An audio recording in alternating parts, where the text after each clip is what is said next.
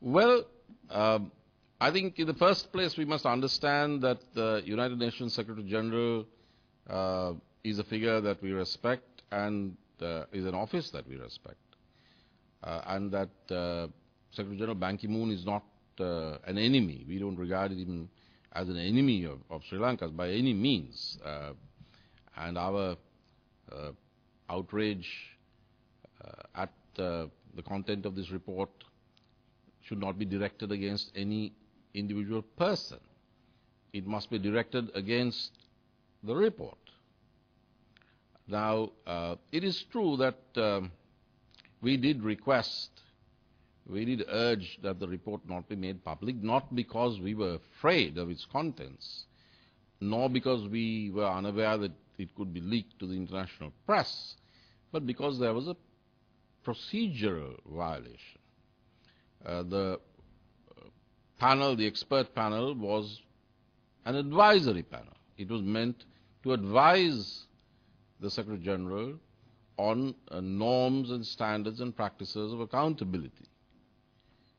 So an advisory panel produced a report that went far away from that stipulated mandate and those stipulated parameters, and has produced a voluminous report which is exceedingly hostile, biased, and I may say tendentious.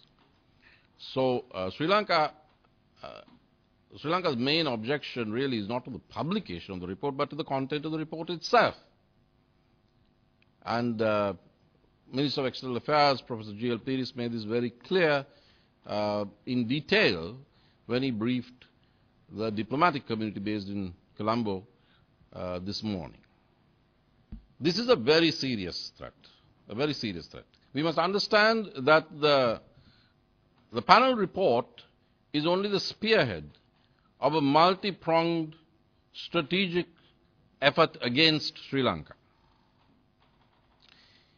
Sri Lanka won the war by defeating the separatist terrorist army.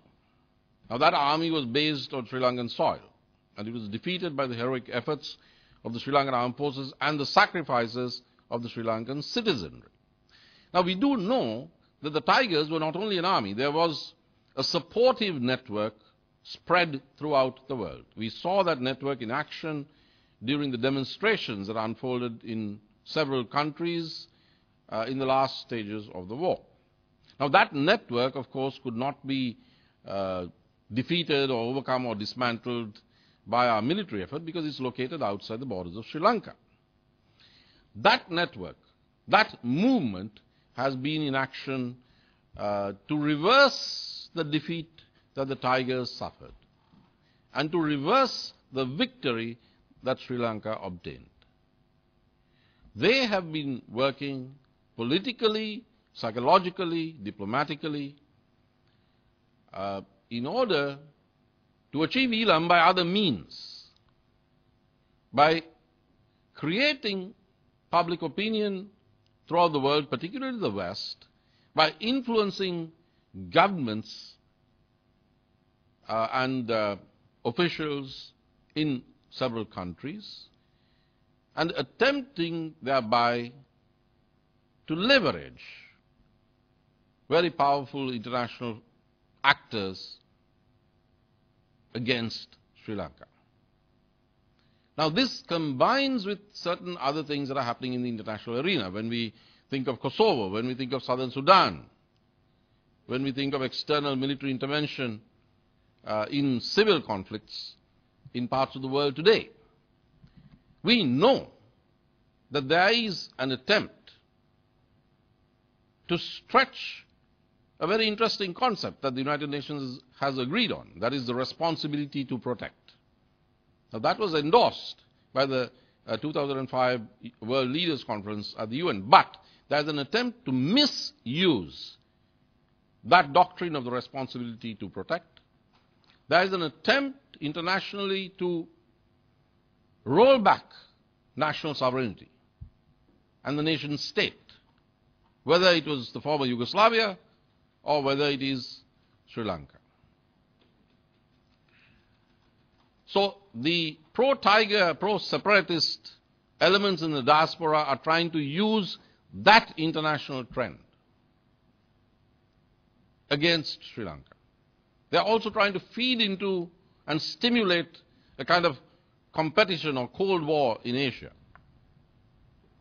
So Sri Lanka is being targeted as a guinea pig, is being targeted as an example for this rollback of borders. This is very serious because this is a Cold War against Sri Lanka. We fought a hot war for 30 years and we won with enormous sacrifice. Now, we have not been given even 2 years to recover, to convalesce, for the wounds to heal, for us to find our own way. Instead, a Cold War has been launched against Sri Lanka. The attempt is to roll back our victory. The attempt is to achieve Tamil Eelam by other means. The attempt is to impose a puppet administration which will not object to that or which will facilitate that.